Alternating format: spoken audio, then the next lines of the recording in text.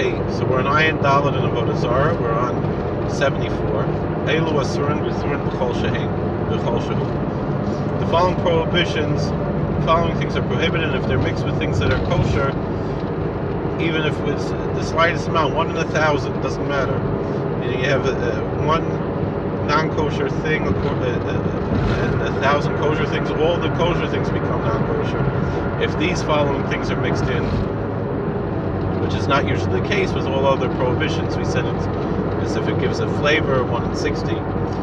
So, what are they? Ein nesech, wine, meaning if a drop of wine that was offered to an idol falls into kosher wine, all that kosher wine is not kosher. Or if you have 1 barrel of non-kosher wine and it's not marked, and there's 1,000 barrels of kosher wine, they're also not marked. All those kosher wine are now not kosher. What is kechavim? Idols, meaning if something was worshipped, and let's say we're talking about statues that were not worshipped, and you have 1,000 statues that were not worshipped, and they all look the same, and 1 statue was worshipped and looked the same. Now all the statues, you're not allowed to do business with them. You're not allowed to sell them. Whatever. Oris levuvin, leather from an animal that was killed by. That's the way they would sacrifice animals to the idols. They would put a knife through the heart and take the heart out. A pretty brutal thing.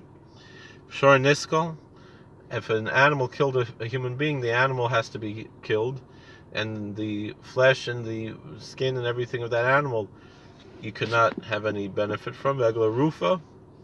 There's a law about a strangled calf, that if there's somebody, it's in Deuteronomy 24, if they find somebody was murdered and they don't know who committed, there's a whole ceremony.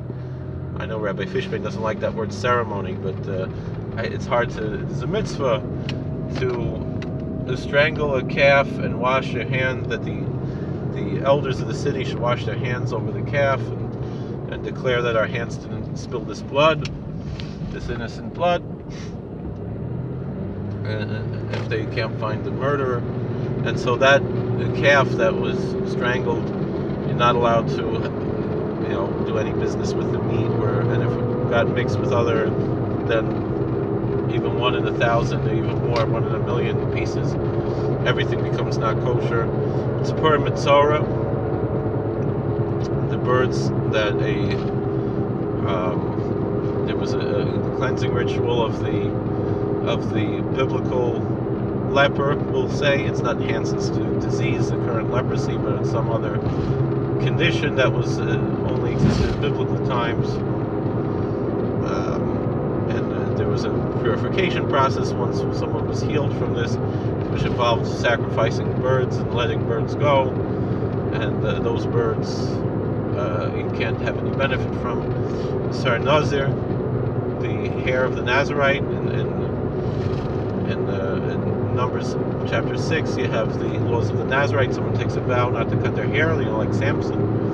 At the end of the vow, Samson had it for his whole life, but other people, they would have the Nazarite vow temporarily, and when they were finished with the vow, they would have to shave their hair, and that hair, you can't make a wig out of it or anything. You can't have any benefit from it.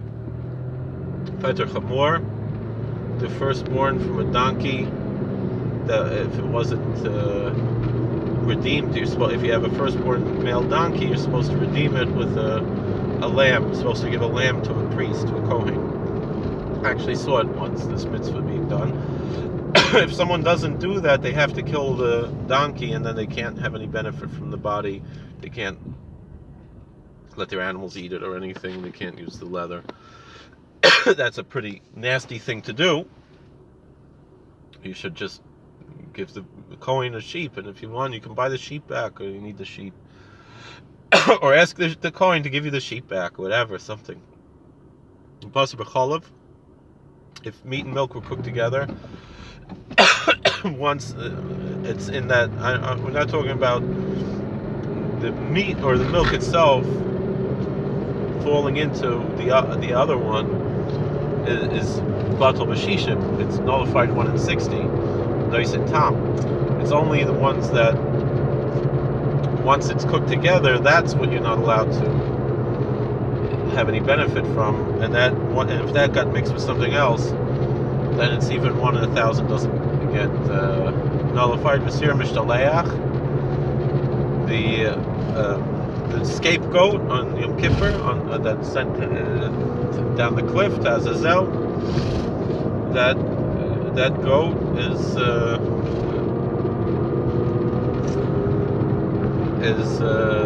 you can't have any benefit from the body. If someone slaughtered an animal not for the sake of a sacrifice within the temple courtyards, that's prohibited. And so all these items are prohibited, and the prohibition is even the slightest amount would prohibit them. So Gemara asks the following: Tana Maika Chashiv. What are we teaching here? We're talking about if it's something that could be counted. That's never nullified, meaning it's not, you can't count. You can only measure other things. Certain things you can only measure, and certain things you can count. Things that are sold by weight, and things that are sold by a number. Eggs are sold by the dozen.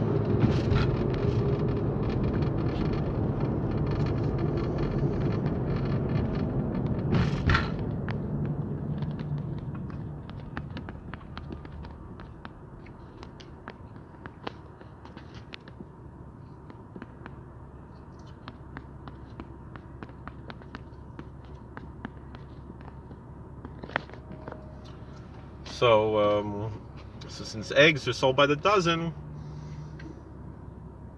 so that's a davar shebeminyan. So leis neinami chasichas nevela. So something that's sold by a number, that can never be nullified. So what about pieces of meat that are not kosher? Isuri hanok chashiv. Is it because it's something that could be counted, or is it because it's something that's prohibited to have benefit? Leisni nami chametz b'Pesach. So as far as the davar shebeminyan, we should include a piece of meat, and that's not included. And if you're talking about Isra Hanoah, we should include chametz on Pesach. Why is the Mishnah not including these two? It's not covering all of the bases.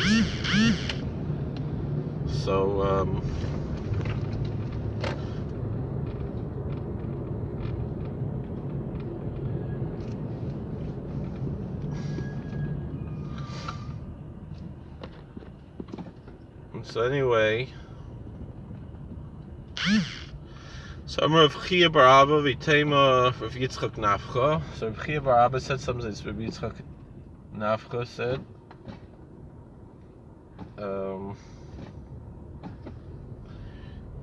Hai Tana Tarte Islay. This Tana is talking about when it has both issues. Davar b'minyan, something that's counted, it's never nullified. Davar shebeminyan v'surei hanoah, and things that you're not allowed to benefit from. V'leisnei goes iferch from an ibadat. So what about nuts and pomegranates of orla? It's also davar shebeminyan v'surei hanoah. It also has both aspects. That it's a davar shebeminyan and v'surei hanoah. Hatana le hasam haroi la orla. So the Mishnah in Orla says that which is worthy to be Orla is Orla. It's something that fruit.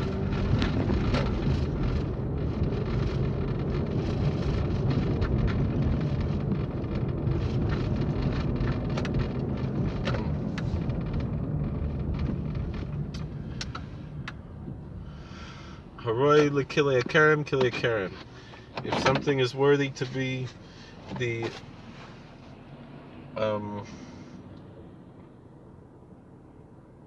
a hybrid. Please tell me you were in traffic. Yeah, there was traffic from the vineyard. Then it's Kilia Karen. Place ne kikares shel balabayas. But what about the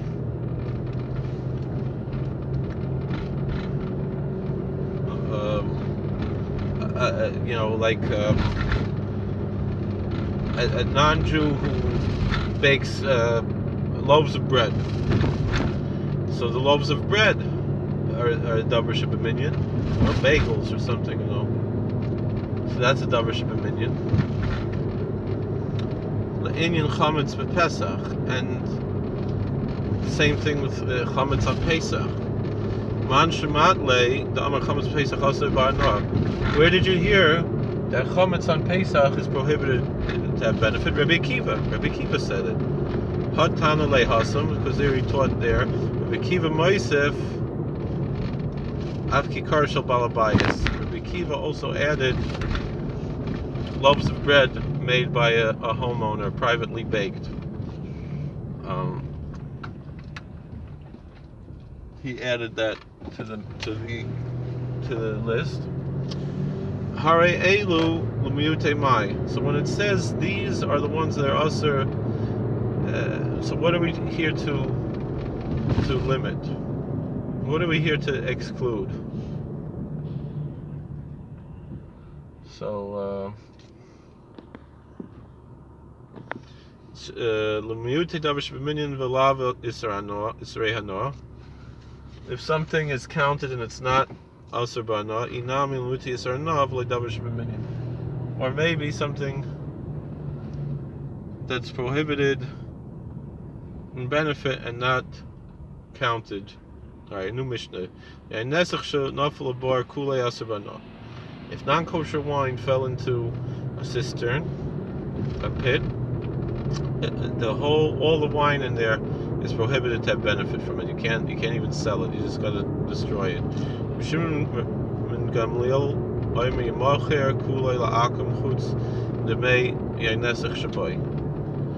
But Rabbi Shimon Gamliel says no, you can sell the whole thing to a non-Jew.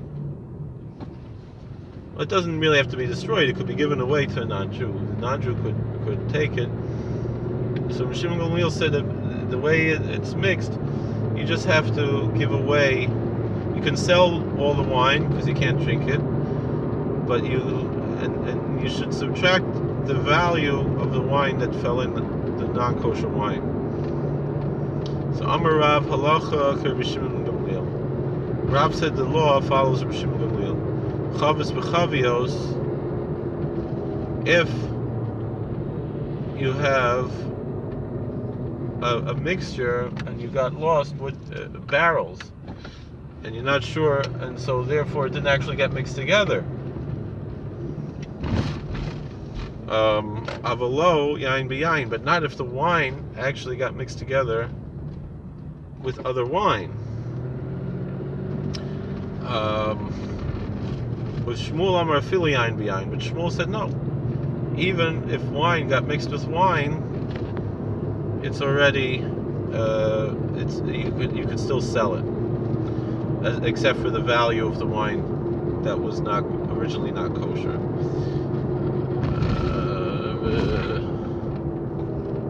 V'chein Amar Rabba bar Chana Amar b'Yechanan. So too Rabba bar Chana saying Rabbi Yechanan, Filu yain b'yain, even wine with wine.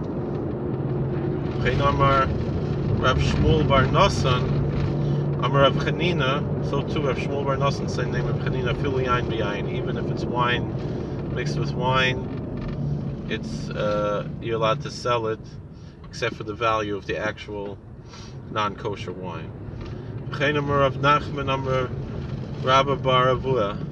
So too Rav Nachman, same name of Rabba bar Avodah, Filu yain b'yain, even if wine is mixed with wine. Rav Nachman halacha l'maisa yain nezach yain b'yain aser, chavis b'chavis mutter, stam yainam afilu yain b'yain mutter. But the actual practical law is as follows. What was what? Was like a stand with. Yeah, it's what do you call it? That's what George Washington did when he was a kid. It's a surveyor. It's like to measure like pieces of property. So the law is, if it's actual yayin nesach, if it was actually offered to an idol, then wine mixed with wine is prohibited, but barrels you could still sell. Stam yenam, if it's wine that a non-Jew touched, afil yain be'ayin mutter. That, but it wasn't offered to an idol. Then even if it's wine mixed with wine, you're allowed to do business with it. You're just not allowed to drink it, the mixture. All right, so we have a new Mishnah here. So this is where we're going to stop. Thank you for watching. God bless. Please like, share, and subscribe, comment, and we'll make another video for the next part.